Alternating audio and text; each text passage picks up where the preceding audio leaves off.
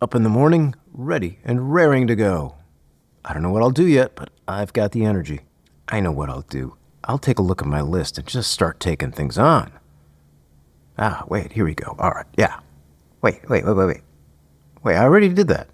I forgot about that. Oh my goodness, the deadline for that one's, oh my goodness, it's long past. This is coming right up. What does this even mean? I'm horrible at this. Let me just go lie down for a second and maybe I'll watch something. It'll come to me. I'll do something. The energy we once had has now gone poof. What just happened?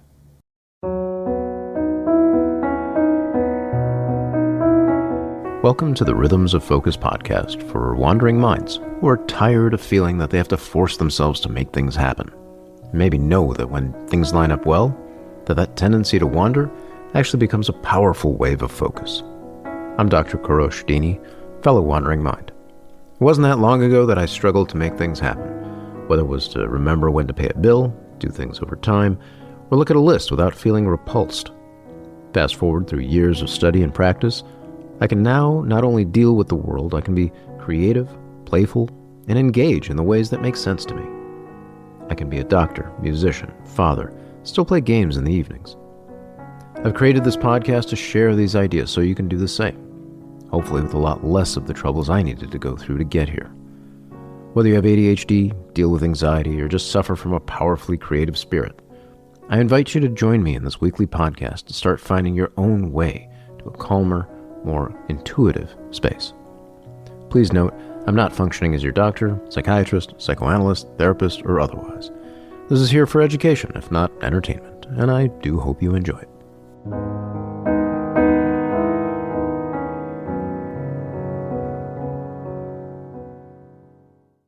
One of the biggest mistakes in managing our lists, our tasks, is about how we approach them.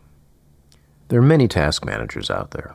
I use one myself, OmniFocus, which I've written a book on. It's pretty darn good if I do say so myself. There's Todoist, many other possibilities, including pen and paper, which I also use. All of these promise in some way or another to help you get things done. And you'd think that this promise is that it's linked to somehow it'll tell you what to do. Just tell me what to do already. You want to look at this thing and just have a way to move forward. Why wouldn't we want that? Decisions are heavy. Have a listen to episode 18 if you're interested in hearing about quite how heavy they can be. But of course, we look at that task manager and it never seems to happen. Instead, even when we've poured our heart and soul into some list, dreaming that we'll be able to focus where we want to or need to, well, everything else patiently waits for us to appear at just the right time. Somehow it doesn't work. We meticulously work on it. We delve into some hyper-focus attention tunnel to make that perfect system itself, this meta-productivity of sorts. And once we step away, though, there it is, falling apart. No matter how well we've curated a list, when we get back to it, there are things on there that are still not done, seemingly mocking us. There are things that need to be in a completely different order, things that shouldn't be there until something else happens. The wording of things are somehow wrong. What's going on?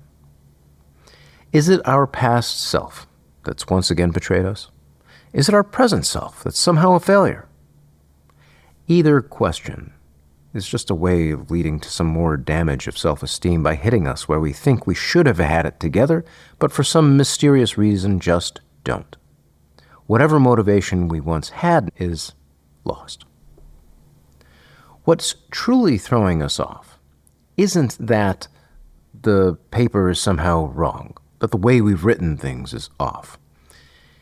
It's not even a belief that it should be the same. It's how we interpret the emotions that happen as we approach that list. When things are different, when some vision is not where we thought it would be, we hit frustration, confusion, among any number of other feelings. This is the way minds work. Somehow, something's appearing differently than we'd hoped, and there's some emotional response to that. But because of so many of the struggles a wandering mind can go through in life, whether we've forgotten things, we've dropped things, we've lost things, we've had to try to force ourselves to make things happen. We take that feeling of frustration, confusion, whatever it is that says that things did not go the way we thought they would go, and conflate it with failure. It's not failure. And I can say that, but trying to practice that is another story. The practice is to recognize that that feeling of frustration is only the beginning of a conversation between ourselves through time, our past, present, and future selves. That is the challenge. Task systems will not line up with reality. The moment we walk away, regardless of how tuned they are, they decay, they fall apart, because reality changes while the list doesn't.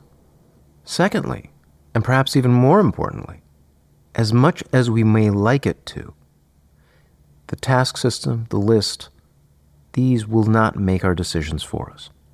They won't lighten the load that decisions have, other than holding them in place. All the list can do is to now show us what we once thought was important, to help make our decisions for the now.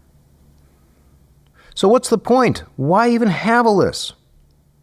Seems like it's a whole lot of work for nothing. And some of us do come to that conclusion and toss the thing. Just kind of drift and do what comes to mind. Obviously, that has its own share of problems. But when we work on that thing in front of us, when we think about our decision in the moment, we are tuning it for the moment. We're trying to make it reflect our reality now. What we want to do, what we need to do, making estimates as to how to get information back to us, when and where it might be useful. In this process, we are in fact doing the work of making an informed decision for this moment. In this way, it's like tuning a guitar. Every time we come to it, we'll need to make some adjustment. We need to listen to it, consider how the sounds fit together, twist the pegs until they have some harmony that we need to have it be there for us, to help us do something with it. Certainly, the better we get at it, the less time it takes to tune to the moment. The more steady the conditions, the more reliably the guitar or the list might even hold its tune over time. Instead of thinking a list or task should be perfect, we can realize instead that, of course, it needs to be updated. The world has changed. Our lists, our ideas, meaning itself, decays just like anything else. They're always growing, beginning as seeds, growing and blooming, changing, shifting, adjusting the ecology around it. That realization changes everything. It may seem daunting, because it is daunting. Freedom is daunting. Decisions have weight. But we are now free to make changes. The list doesn't work for you? Fine. Change the list. What about it doesn't work anymore? What's new? There is a bravery to confronting it, because now we see where problems are, a little bit more clearly perhaps. Where have we overpromised ourselves? More subtly, maybe, we might see where feelings of guilt have resulted in squeezing out things we wanted to do. More positively, we might realize that several ideas can come together into a new single action. It's all about making that solid decision for this moment. A solid decision is a powerful foundation on which we can take action. I like the Abraham Lincoln quote, "Give me 6 hours to chop down a tree, and I'll spend the first 4 sharpening the axe." Making that decision is a sharpened axe. Working on the list in the moment is the act of sharpening it.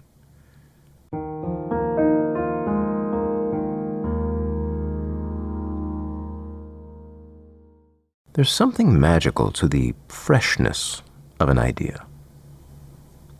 I had this old comic book by Berkeley Breathed, author of Bloom County, and his lovely characters of Opus and Build-A-Cat, among others. I remember in the foreword of one of these books, he included sketches of his characters, early sort of just pencil sketches. And he said much the same as what I'm saying now, that there's something magical to those first sketches, and really there was. Something cool about it, something on fire, something alight, something electric. It's when the ideas are brightest. I think that's part of why we often like to dive into something when the muse strikes. We're not holding on to the words or figures or symbols or images to help us figure out what it is we're talking about. We have something in mind, some feeling already there in some inchoate state, something that we're trying to put into words and paper and whatever. As an audience, we can more directly feel the origin of those waves when we see those thoughts and the like just crashing onto the paper as undeveloped as they are. This piece of music is early in its creation. There are things I'd change and adjust and move this there and make this louder or softer or whatever. But I know that if I did that, whether by practice or through adjustments on the editor, I know the piece would lose something of that magic. So I don't. The piece is called Winnie, and I hope you enjoy it.